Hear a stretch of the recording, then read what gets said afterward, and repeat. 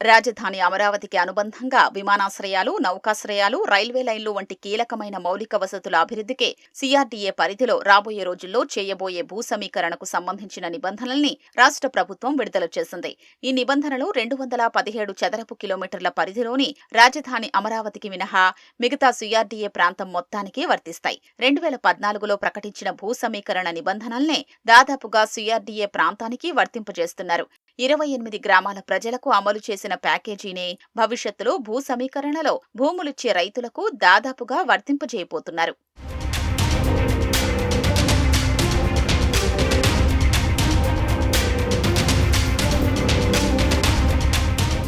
పట్టా భూములకు మెట్ట భూములైతే అభివృద్ధి చేసిన లేఅవుట్లో ప్రతి ఎకరానికి 1000 గజాల నివాస, 250 చదరపు గజాల వాణిజ్య ప్లాట్ చొప్పున ఇస్తారు.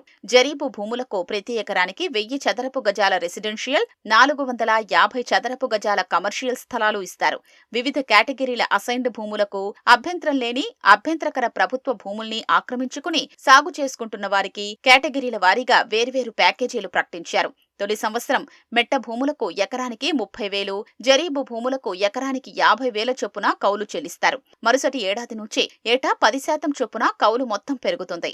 పట్టా భూములు 1954 సంవత్సరానికి ముందు, ఆ తరువాత అసైన్ చేసిన భూములు, మాజీ సైనికులు, రాజకీయ బాధితులు, స్వాతంత్ర సమరయోధుల భూములకు మాత్రమే ప్రభుత్వం కౌలు చెల్లిస్తుంది. మిగతా కేటగిరీల భూములకు కౌలు వర్తించదు. నిమ్మ, సపోటా, జామ వంటి తోటలు ఉన్న భూములకు 1,00,000 చొప్పున పరిహారం చెల్లిస్తారు. ఇది ఒకసారి వర్తిస్తుంది. భూ సమీకరణలో భూములు తీసుకునే గ్రామాల్లోని భూమి లేని నిరుపేదలు, వ్యవసాయ కూలీలు ఉపాధి కోల్పోతారు కాబట్టి వారికి నెలకు 5,000 రూపాయల చొప్పున 10 ఏళ్ల పాటు ప్రభుత్వం పింఛను చెల్లిస్తుంది.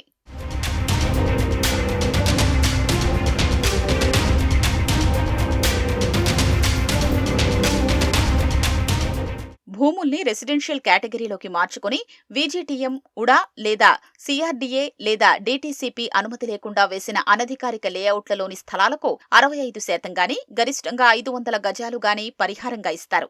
భూ సమీకరణ నిబంధనలు అమల్లోకొచ్చే నాటికి ఉన్న లేఅవుట్లకే ఇది వర్తిస్తుంది. అనుమతితో వేసిన లేఅవుట్లను భూ సమీకరణ నుంచి మినహాయిస్తారు. గ్రామకంఠం, అగ్రహారం, అబాది, విలేజ్ సైట్లను భూ సమీకరణ నుంచి మినహాయిస్తారు. వాటి సరిహద్దుల్ని విలేజ్ మ్యాప్లు, ఫీల్డ్ మెజర్మెంట్ బుక్లు, రీసెటిల్మెంట్ రిజిస్టర్ల ఆధారంగా నిర్ణయిస్తారు. బలహీన వర్గాల కోసం ఇళ్లు నిర్మించిన కాలనీల్ని భూ సమీకరణ నుంచి మినహాయిస్తారు. విస్తరించిన గ్రామకంఠాల్ని మినహాయిస్తారు. భూ సమీకరణ నిర్ణయాన్ని ప్రకటించిన తేదీ నాటికే ఉన్న వాటినే పరిగణలోకి తీసుకుంటారు. ఉపగ్రహ చిత్రాలు, డ్రోన్లు, రోవర్లు, ఇతర ఆధునిక టెక్నాలజీలతో నిర్వహించిన సర్వేల ద్వారా వాటి సరిహద్దులు నిర్ణయిస్తారు.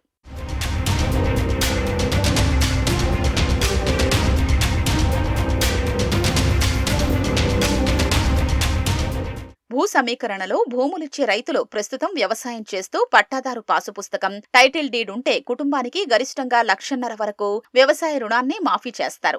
భూ సమీకరణ పరిధిలోని గ్రామాల ప్రజలకు ఉచిత విద్య, వైద్య సదుపాయం కల్పిస్తారు. అవసరమైన చోట వృద్ధాశ్రమాలు ఏర్పాటు చేస్తారు. అన్న క్యాంటీన్లు ఏర్పాటు చేస్తారు. ఆయా గ్రామాల్లోని ప్రజలకు ట్రాక్టర్లు, నిర్మాణ రంగానికి ఉపయోగపడే యంత్ర సామాగ్రి ఉంటే ప్రభుత్వం లేదా సీఆర్డీఏ చేపట్టే ప్రాజెక్టుల్లో వాటిని వినియోగించుకుంటారు. వారికి అద్దె చెల్లిస్తారు.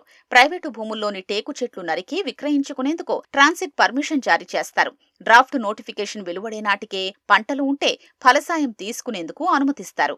కృష్ణానది ఒడ్డు వెంబడి ఉన్న 50 అడుగుల్లోపే భూగర్భ జలాలు అందుబాటులో ఉన్న ఏడాది పొడవునా వివిధ రకాల పంటలు పండే వాటిని జరీబు భూములుగా పరిగణిస్తారు. మెట్ట భూములతో పోలిస్తే వాటి విలువ ఇప్పటికే ఎక్కువగా ఉన్నందున ప్రభుత్వం ఎక్కువ ప్యాకేజీ ఇస్తోంది. భూములిచ్చిన రైతులకు స్థలాల్ని భూ సమీకరణ తుది నోటిఫికేషన్ వెలువడిన 12 నెలలకు అప్పగిస్తారు.